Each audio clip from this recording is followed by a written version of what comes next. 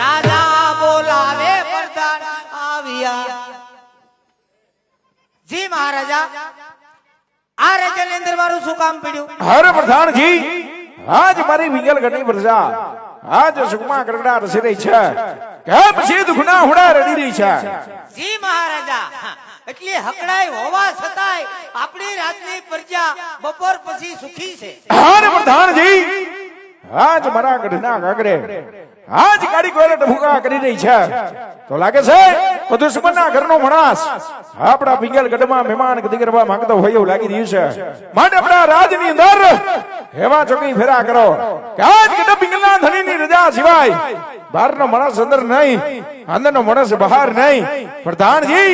જ્યાં સુધી આ મરદની મરજી ન હોય ત્યાં સુધી મારા રાજ્યની અંદર ચકલું પણ ન ફરકવું જોઈએ જેવો તમારો હુકમ બાપુ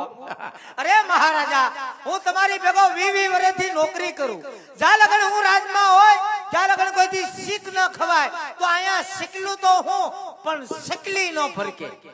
તમે આરામ કરો ઉભા રહો જરાક ધૂ ઉજાળા કરી નાખું ભઈ આવો બાપુ પધારો આસ્કા મારવામાં ધ્યાન રાખજો ઈ બાજુ ઢાળ ફીર્યું છે તમે આરામ કરો અંદરનો માણસ કોઈ બહાર નહીં અને બહારનો માણસ કોઈ અંદર નહીં બાપુ તમારી રજા સિવાય મેં કોઈને અંદર અંદર દીધું હું બાપુને બાપુ 1 મિનિટ બાપુ 1 મિનિટ 1 મિનિટ હું દીધું બાપુને હે પાણી છે ધ્યાન રાખવું પડે બાપુ રાજકોટ છે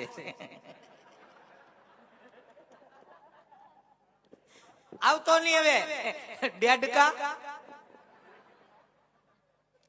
તમે આરામ કરો બાપુ હું સોકી પેરો ચાલુ રાખું તમારી રજા સિવાય અહીંયા મસરૂ નો આવવા દઉં મસરૂ તો હું પણ માછું નો આવવા દઉં જીવડા ભલે આવે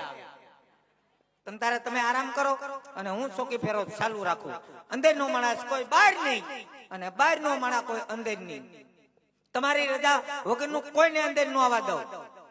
તમે તારે આરામ કરો અને હું આટા મારું છું તમે ઉપાધિ ન કરતા તમારી જેવા મહારાજા અને મારી જેવો પ્રધાનજી હોય મહારાજા તમારી રજા સિવાય અહીંયા માઇક છું અંદર નો આવવા દઉં હા તારે તમે આરામ કરો અને કદાચ કોઈ પણ આવશે એટલે પેલા જાણકારી કરી કે મહારાજા આપણા રાજમાં ઓહો